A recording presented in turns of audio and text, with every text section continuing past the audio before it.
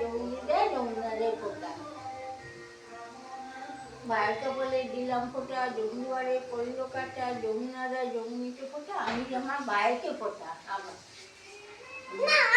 আরেকবার ভাইয়ের কপালে দিলাম ফোঁটা, যমুনা দেয় যমুকে ফোঁটা, আমি দিই আমার দাদাকে ফোঁটা।